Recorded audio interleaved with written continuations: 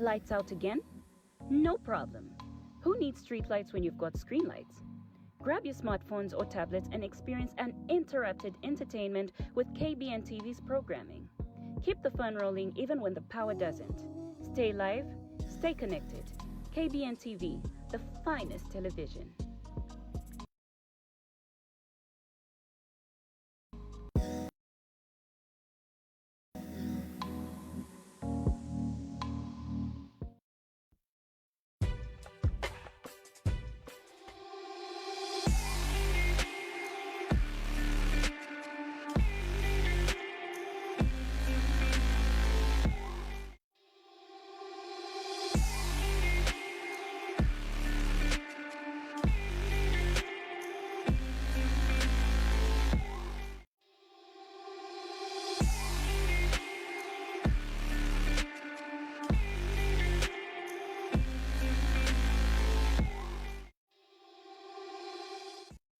It is a lovely Wednesday afternoon. Welcome to today's edition of Lunchtime Chat on KBN TV, the finest television.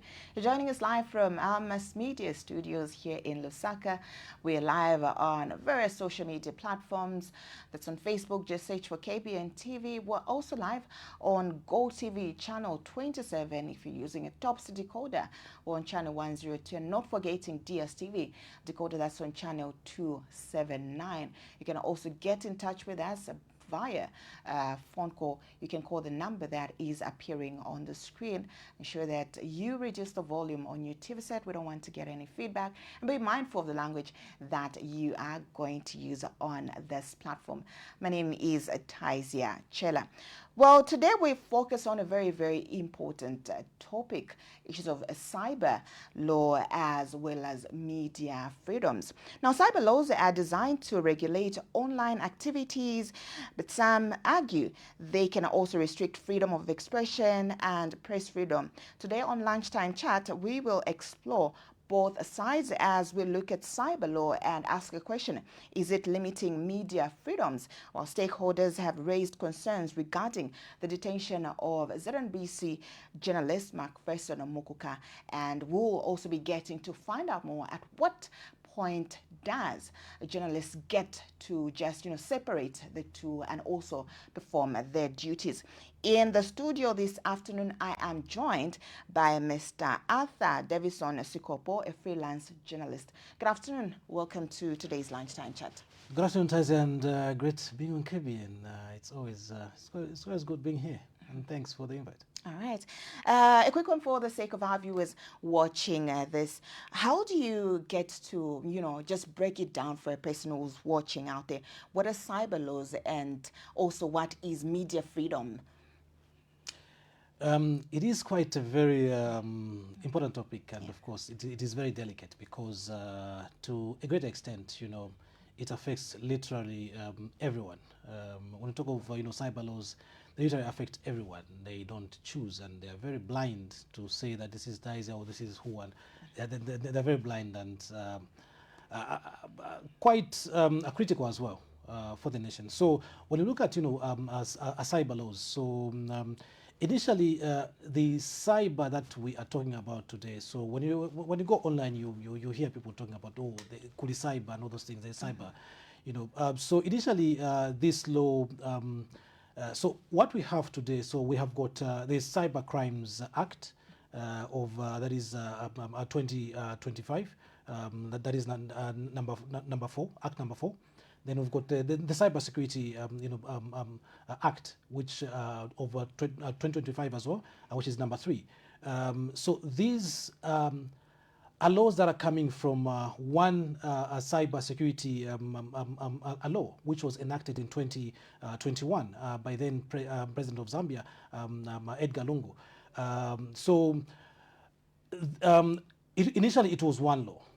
But it was now split into two. So there's 3 and Act number 3 and Act number 4 over 2025. So both speak to cyber issues. So the other one goes deeper into crimes committed via the cyberspace.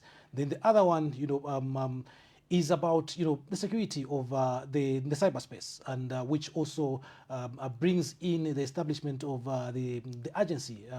It's called Cyber Crimes Agency, something like that in those lines. Yeah.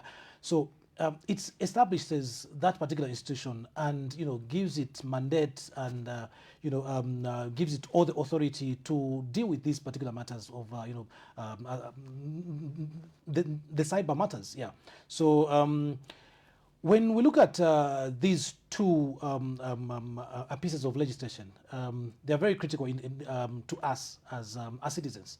One, they protect us online out there. They protect literally everyone, and they also protect the state on itself.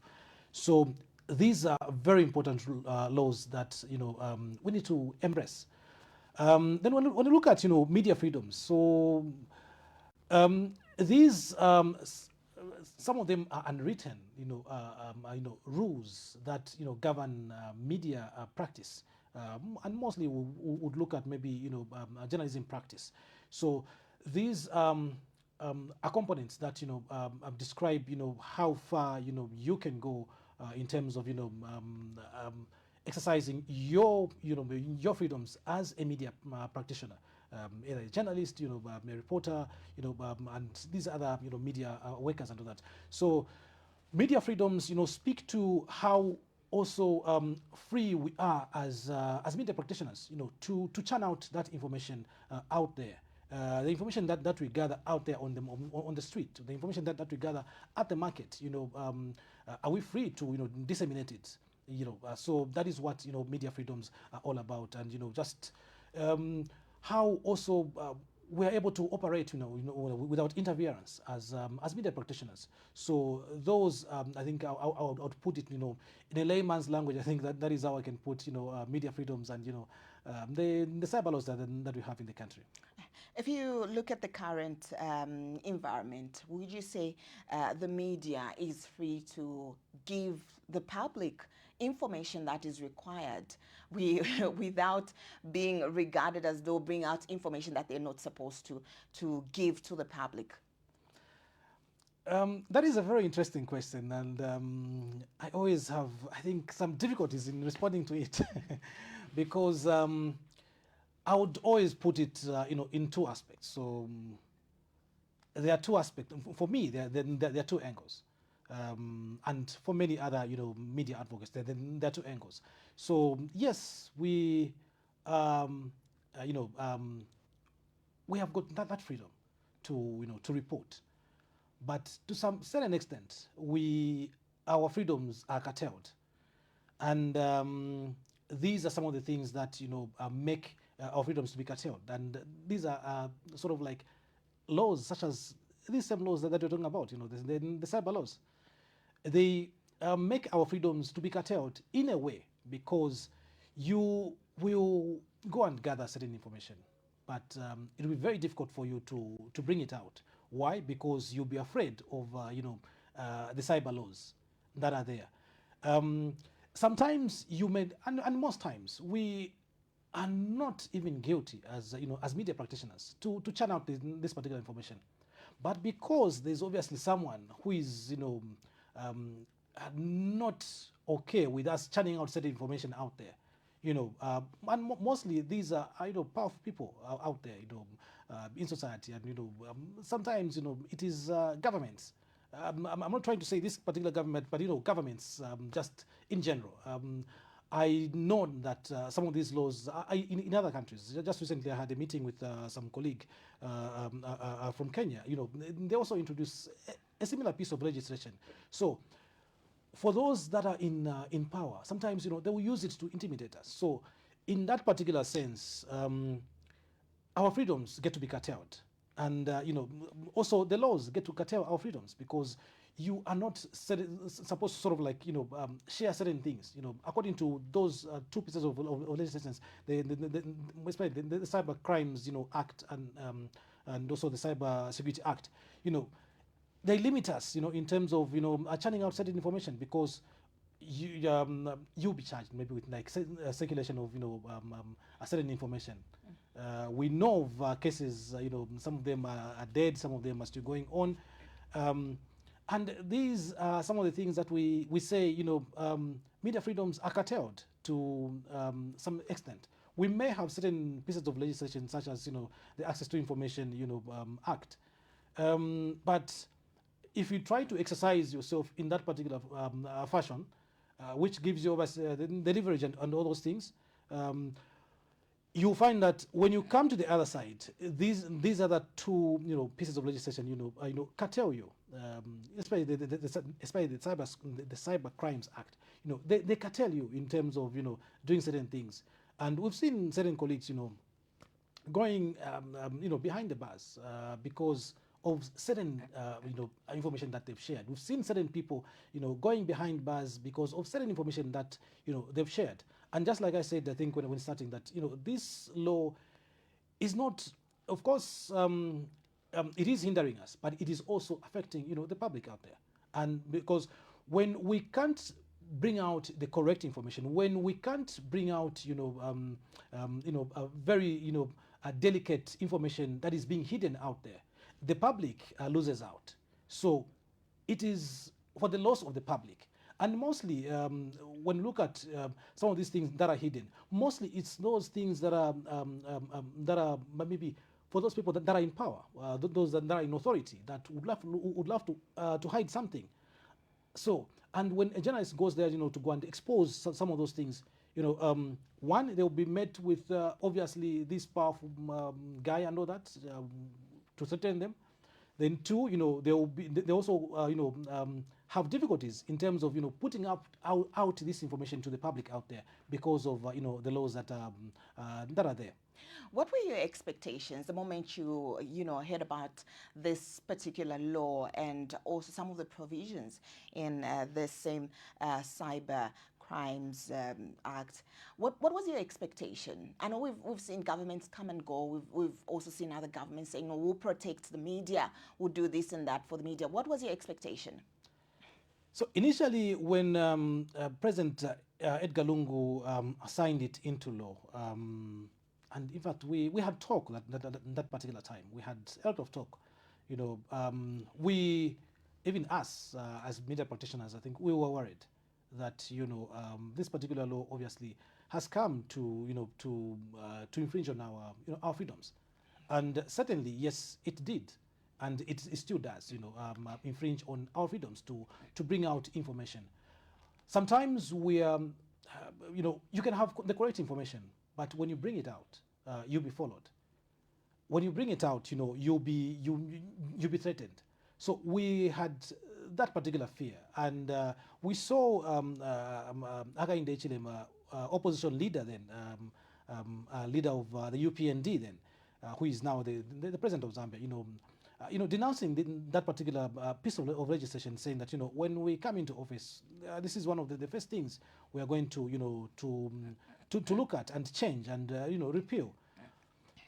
Of course, when they came into office in 2025, he signed it into law. Yeah, but I think it was made. I think worse, and the fact that it was even split and made even stiffer. Today, those days, I think in 2021, I think I think it wasn't so much pronounced even out there. You'd see people talk freely and all that, but I think immediately it was put in enacted. I think we saw people being shut. Even on social media, you'd make a comment, and you'll see some of these when a sensitive maybe story has been posted. Some of them will just go, Kulisai, but I can't speak. No, some of them will go, I don't have a lawyer. Why? It's because I think that the law has been sort of stiffened. It is a good thing in some way, because I think we've seen some of these social media menace, I think, going reducing. But to some extent, some of the provisions in there, are hindering to the practice of us as journalists. And I think it is something that I think has to be looked at. And even these other bodies that we have in the country have, I think, not I think, but have come in to, ask the state, to relook at this particular, piece of legislation and ensure that, it conforms with, the even the some of the protocols that Zambia ascribes to internationally. We have everyone, every citizen has a right to information. Has the right the freedom to express themselves. But some of these freedoms are being curtailed today because of the same laws. So for us, for some of us, like we had fears, and I think our fears then were a bit low, but I think they were enhanced. I think even sometimes as we write our stories, obviously, you think, okay, is this story going to be okay? And am I going to be am I going to walk free on the streets, or maybe somebody will follow me, or the state will follow me, with a cyber a charge. Even on this particular platform, as we talk, obviously I am obviously thinking, okay, is what I'm saying okay, or maybe as I walk out of the door, I'll be followed, or Thursday I'll be followed here to say, okay, but why did you air something like that, and the cyber laws mostly. So when you look at even just the definition itself, mostly it's around it's something which is churned out through a computer or a computer system. And what we are using here, obviously, are computer systems and all that, and they go in the cyberspace where everyone can see and all that. So we had those fears, and I think as journalists, but I know a journalist have certain fears in terms of churning out information because of certain laws that are there. What does this speak to in regards to some of the promises that these presidential candidates give when in opposition, and also in regards to allowing the media to bring out information? What does this speak to some of these promises that we're also even seeing just now? Because we'll also be going for our polls in a few days from now. Yes. Well, what does this speak to some of these promises that leaders make, especially around freedom of the media? So these politicians, when they are in opposition, I think they would give us all the good things on earth. I'm not talking about the current, but I just mean in general. At least I've had I've practiced for a long time. I think starting from 1 hour at a time, Rupiah Banda, and so I've seen all these presidents, at least from that particular time, come in and go, and some of them are still there.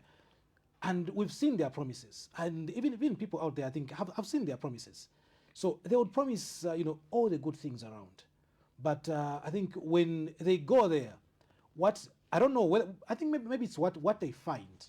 Probably the system is what detects to them that, okay, you can't do this, or you can't go this particular way, You can't, focus on this particular issue, maybe look at this particular issue from this particular angle. So they would always promise us all these nice things, and even if we look at the current cyber laws, we were promised that we'll repeal this thing. We don't need this. We don't need to restrict people in terms of talking. We don't need to restrict the media in terms of them gathering information and gathering critical information and churning it out for the masses to know what is happening behind the doors. So some of these promises could be good, but I think when these are politicians go into office, I don't know, maybe it's something that maybe is what they are told not to do and what to do. What maybe probably makes them do things like that. But all in all, and as we go towards this particular election, I think those that are promising, these are politicians that are promising, I think let them promise realistic things. Let them not just say for the sake of getting the votes. It will be difficult for you when, especially it will be difficult for you as politicians, when you get into power and you start seeing some of these things backfire against you. And for now, I think I'm talking to politicians. So they should ensure that the promises that they make are in line with what they're going to do, or at least and we know some of them have been in power, and of course some of them are in power. So, and we expect them, to promise, things that, they will do. The media has been, we've been having these issues of, media personnel being arrested merely for airing a story. And these stories have not started now. They've been there 10, 15 years, 20 years ago. Media politicians being arrested for just airing a story. It wasn't me who was talking in that particular story. It was the source who was talking. And obviously, what I want to do is to ensure that the masses out there, hear what this particular person is talking about. Hear what this particular candidate is talking about. So even now, as we bring out this particular, their campaign messages, we are bringing them out, for the people out there to understand. So it becomes very bad that we get to criminalize in those inverted commas the practice of good journalism. When you look at good journalism, I think we're talking about investigative journalism, and today investigative journalism is at stake in the country.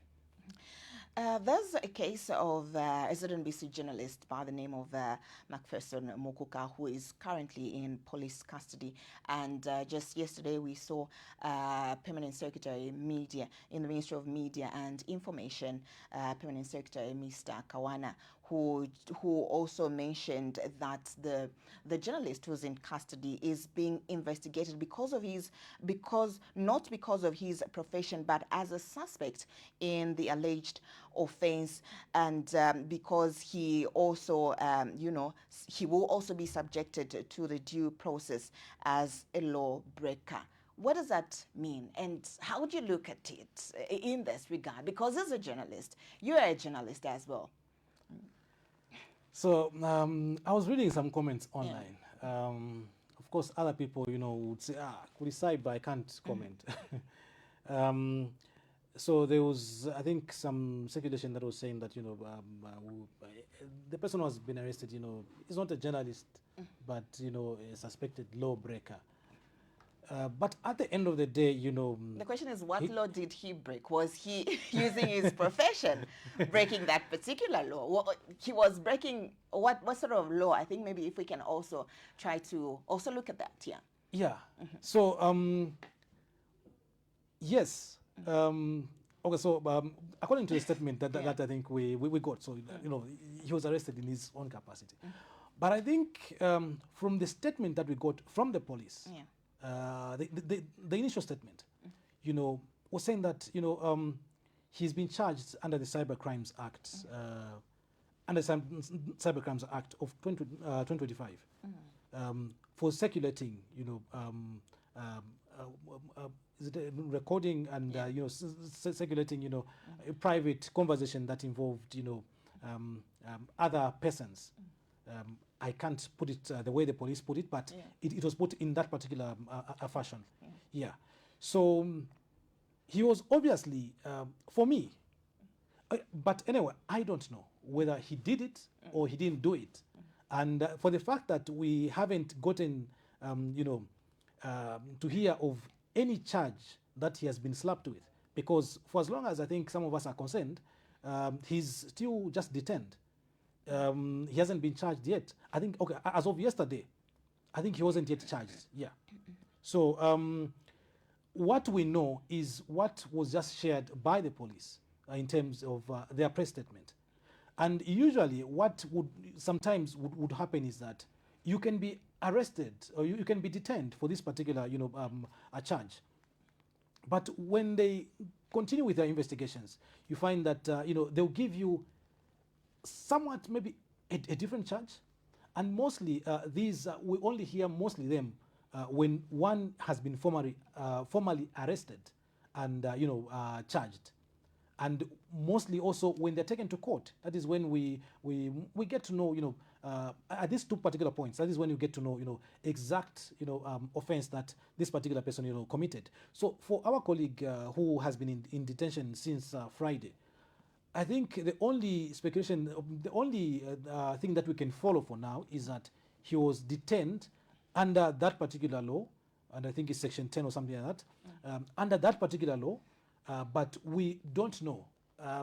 Maybe you know, but for me, I don't know what private conversation he recorded or he circulated or anything At like that. what point do you separate the two as a journalist? Do you also, I'll ask you this personal question, do you also get to separate work and also something that is just personal? At what point do you get to separate the two and draw a line to say, I think this, I'm using my profession now, this is work, and at this point, I'm just recording this just for the sake of keeping it? At what point do you get to, separate the two as a journalist? And is it possible? So mostly it is very hard to separate. I am known as a journalist. I think even just my social media accounts, I think most of them have the journalist a tag in the front. So I am known as a journalist, and obviously what I post mostly it's about it's about it's not about maybe about journalism per se, but it's about the country and all that. If I do a story, then I post that particular story. Sometimes I would write something. Of course, I would write it maybe in my personal capacity, but I still stand as a journalist. And even when you look at, I think, the statement by the police, it doesn't say, no, we've arrested an individual. They are tying this particular individual to a particular institution. So I don't know, but for me, I think the police statement, I think, is quite clear. They arrested, they detained, a journalist who works at a certain particular, institution, and obviously they arrested him for circulating certain things. So we don't know whether it was maybe from his office in terms of his known work, or maybe the other work that maybe he could be doing elsewhere. But obviously, the fact is that he was obviously sharing that. Obviously, he's a journalist. So sometimes I think it's quite difficult. I think for us to separate ourselves from our profession, because we are known as journalists out there. You are known as a journalist out there. So so they will say, oh no, tawa wanawatize wapita. In fact, some of them that don't know the name, they say tawa KBN wapita. So you are an institution yourself already. You're representing an institution where you are. So, but in this particular case, we don't know. Anyway, I think they will. I think maybe when it goes to court, I think that is when we'll hear, or when he's formally charged. That is when we'll hear, if he's charged as a journalist, or maybe as an individual. What sort of laws or policies would you want to be implemented so that they also don't get to infringe the professions that people have? Giving an example of a journalist, what sort of policies would you want to see being passed in the country to avoid seeing situations where this person is arrested, of course tagging his profession or her profession? What sort of policies would you want to see being implemented in this country? So policies, it would be good to, I think in some of these, pieces of legislation, to give certain, privileges, outrightly, like mentioning, in this particular sense, you're mentioning, say, for a media practitioner, because when you look at some of the, when you're talking about the cyber laws, those are just they're blanket laws. They don't have eyes to say this is a media person and this is not a media person. So if we could have certain pieces of legislations that would have that particular leverage to say, okay, for a media person, if they are doing this, it is okay.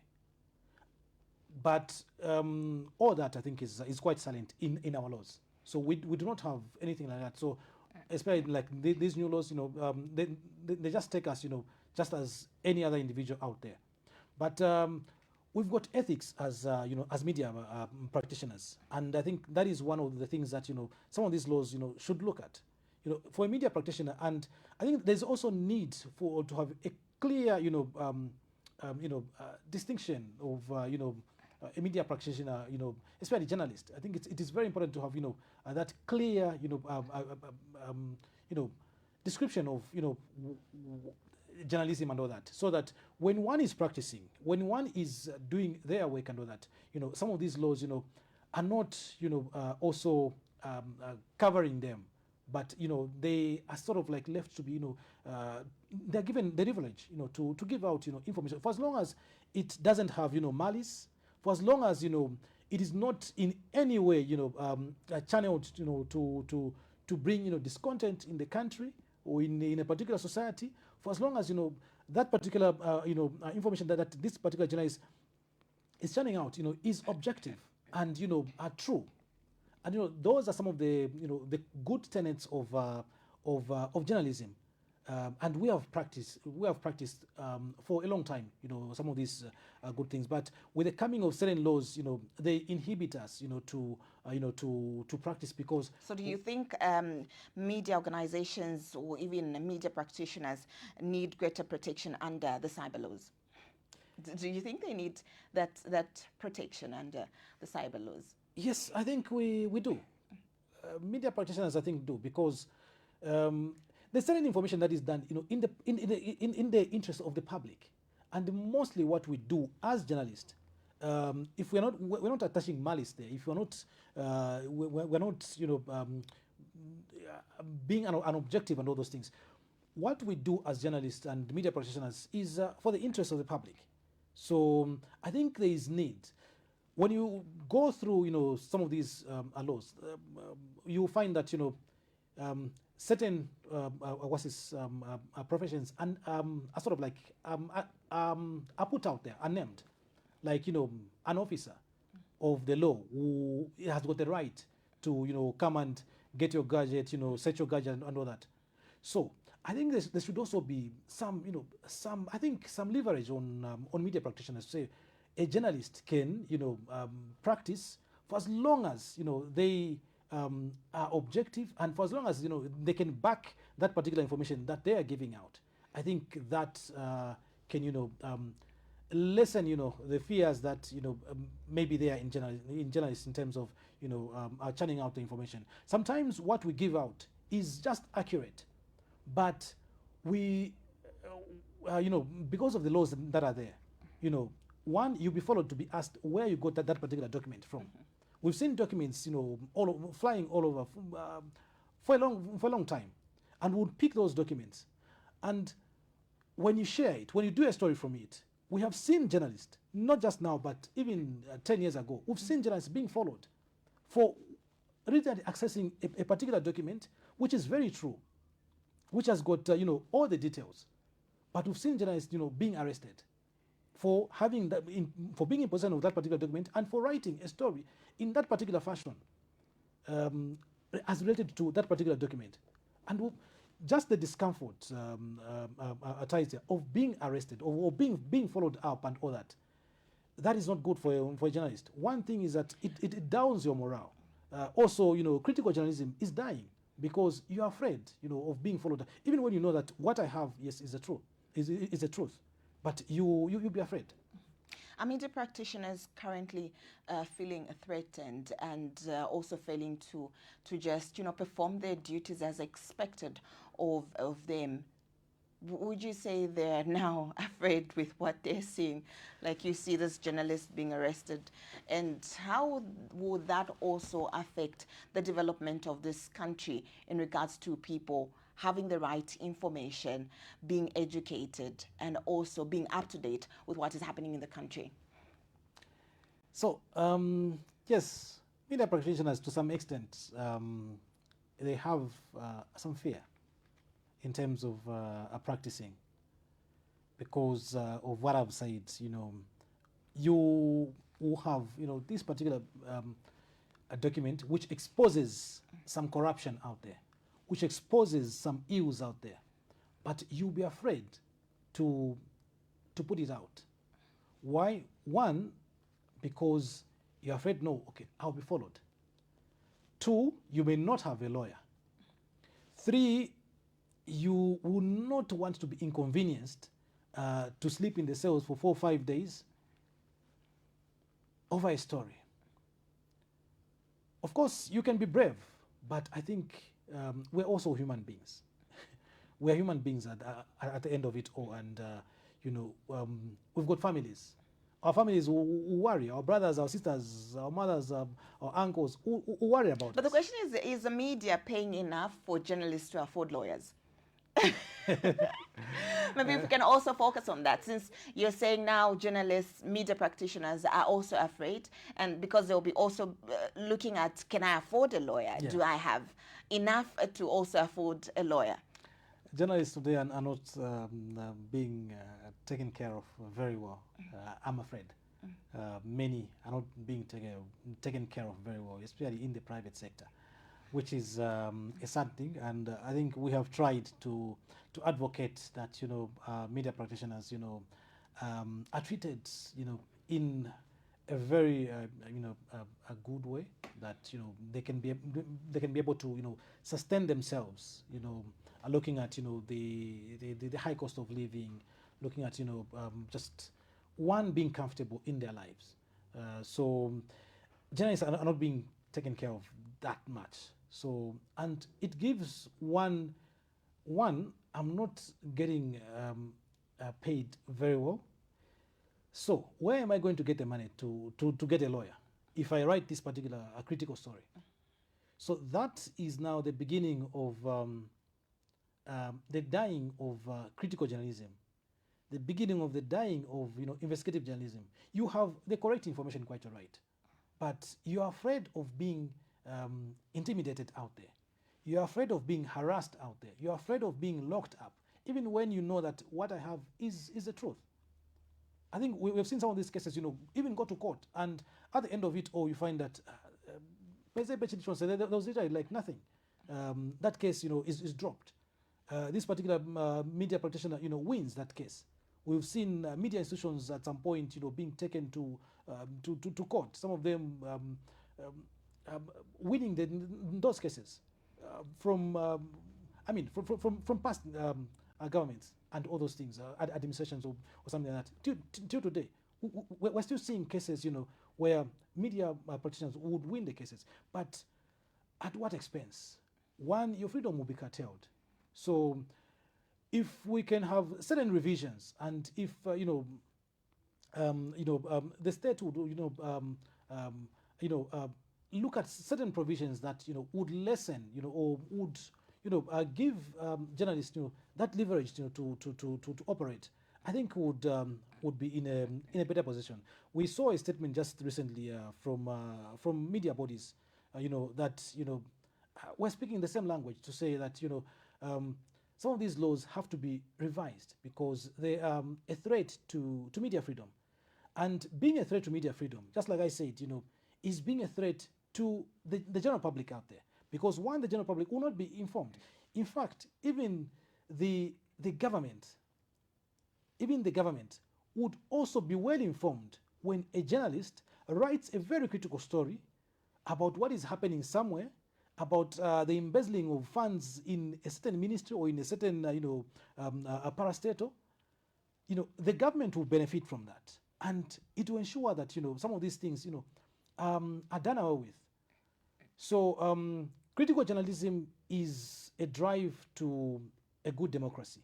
So with critical journalism, being at threat because of certain pieces of legislation, democracy is also obviously a threat because of that particular aspect. There are also concerns regarding some, media practitioners and media houses also trying to affiliate themselves to political parties. And we've heard people saying, no, that one is this particular, that one belongs to this particular political party. How does this also then bring about the application of someone being tagged to have committed an offense to also be, asked to just defend themselves, to say, you have committed this particular crime under this act because you used this, forgetting that probably that particular institution or somebody is just using their political affiliation to, arrest or put a charge on somebody, on even a media house. How can media houses also avoid, being either tagged and at the same time ensuring that they work independently? So it is also a delicate issue to look at. So we know our friends in advanced countries.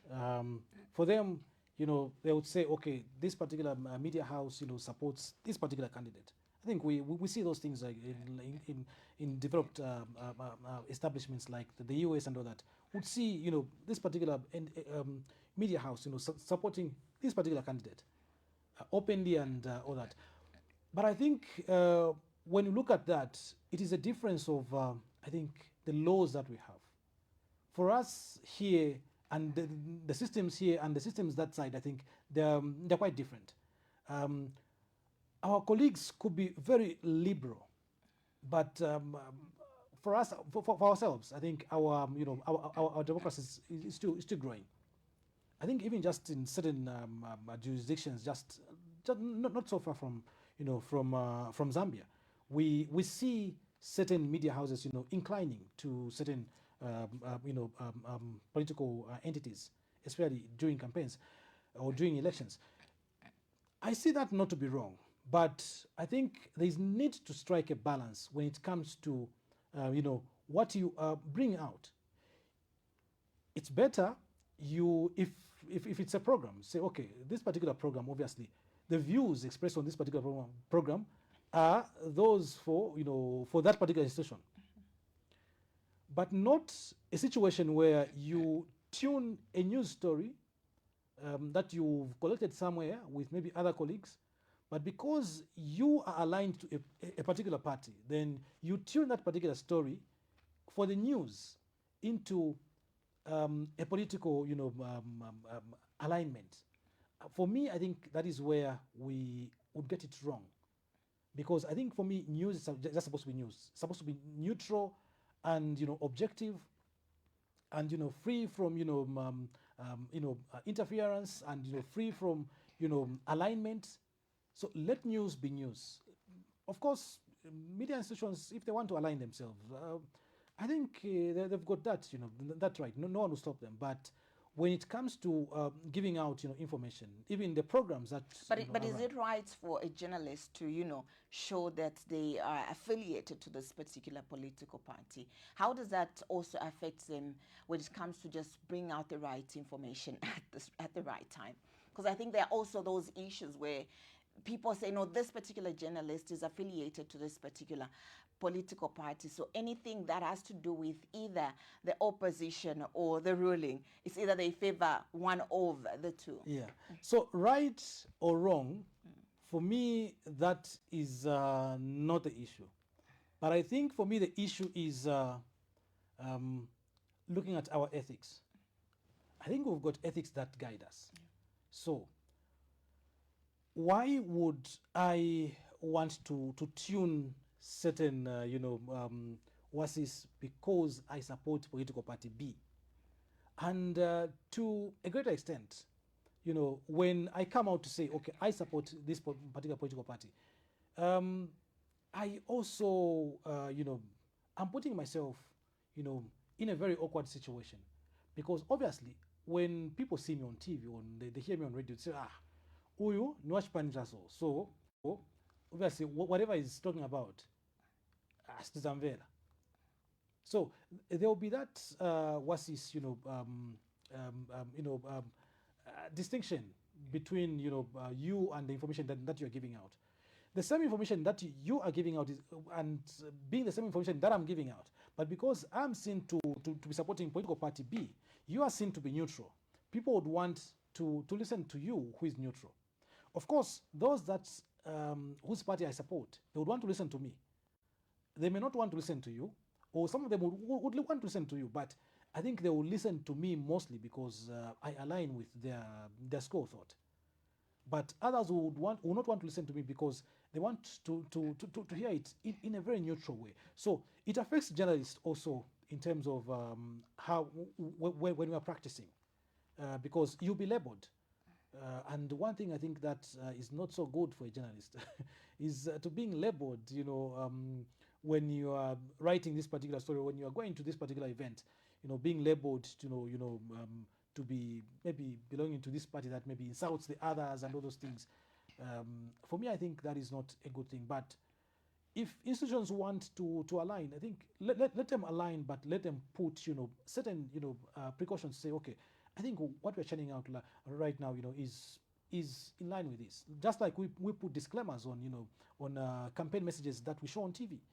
Would say, okay, this message that is contained here is not are not the views of this particular TV station or radio station or media house, but for that particular political party that we're advertising for. Yeah.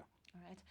For those of you who want to drop text messages, the number is right on the screen. So a few text messages here. This one says, good afternoon. Zambian laws today have bias such that even media has not been spared.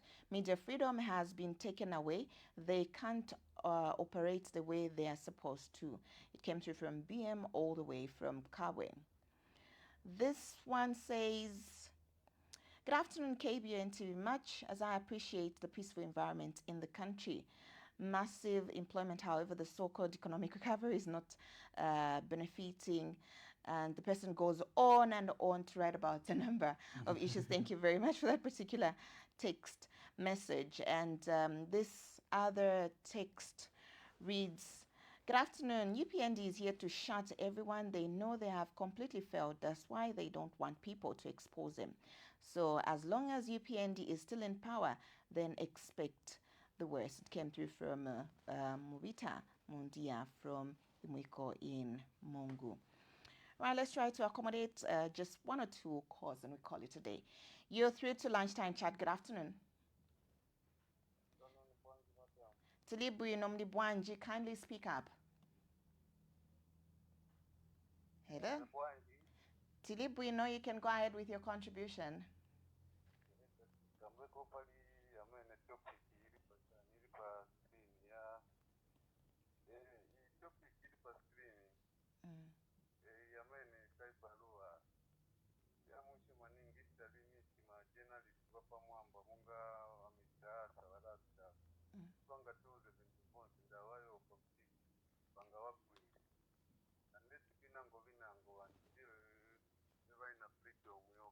For example, the president mazomazo hapa wanaita committee cyber crime bewana kambati mulenga uwe noipa mtima ujani mulandu mwayona tembele muntu wina angolo tembe ni wajamani wana kambatu tembe hapa wali kumateo that's why tinaikonde ndawa itanga chape bantu beba kunja ku using binango banga using eso abakwira binango banga cheve bafuna bakachava so abakwira so yo ifuna olowani batota dandaula ilipo sizai jiringa pasitino gati zato ko. All right. Thank you for coming through. This is Lunchtime Chat. You can send your text messages to the number appearing on the screen. This one says, no, it's not limiting any freedom. It's making each person to account for their action. All right. And this other text message, this one says, I love the guest. He is speaking facts. The person did not indicate his name.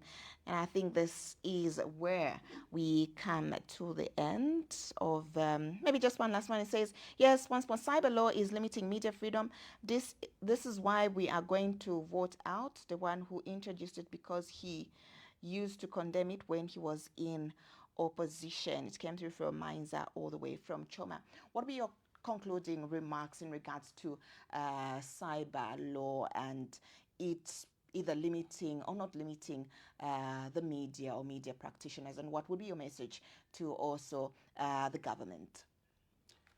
Well, thank you so much. So, and thanks so much for the callers and for the messages. So, my concluding remarks will be that indeed these laws are there and they have to be respected. And they have to be followed, but obviously in terms of certain clauses in some of these laws, they are very much inhibiting, to media freedoms. They are very much inhibiting, to media practice in the country. And we can only implore, obviously, those that are in charge, those that are in authority, to hear the cries of the people, or rather the cries of or the sentiments of us media practitioners, when we are talking about some of these things, that there's need for some of them to be repealed, to be worked on, so that we can have an environment whereby you are not writing a story and looking who is behind you, and or fearing and say whatever I've said, I might not walk out a very free out of the studios or anywhere where I am. So some of these things have to be looked at and revised, and that is, I think, the message to the state.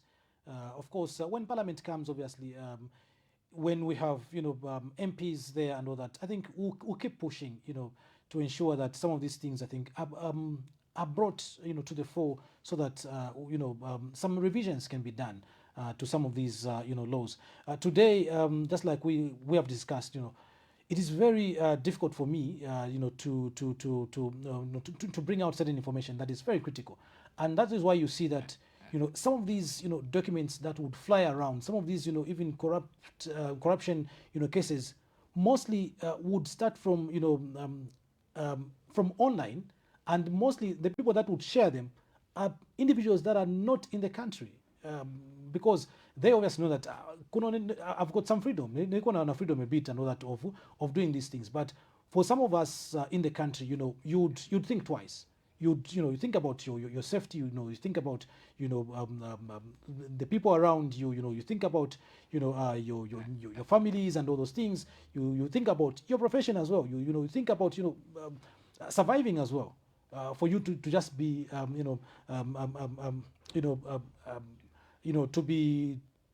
to be troubled, just because of just one particular story which you wanted to bring out. So the fears are there, but I think we can only appeal, to those in authority, obviously, to consider, listening to some of these pleas that are being, raised out there, some of these, concerns that are being raised out there, so that some of these things, can be changed, so that we can have a society where journalists are free to, are free and not have the fear to carry out their duties on a daily basis. So I think those are some of the critical things I think we can look at. Also, we'd want to speak to colleagues, journalists. There's need for us also to be very ethical in our practice. There's need for us also to be accurate in our practice. Let us not use some of these, or the authority that we have, to churn out information, and use it, to attack others. Use it, to do propaganda for certain people, or certain entities, or certain political sides and all that. I think let us be fair as journalists, especially that we are in an electoral year.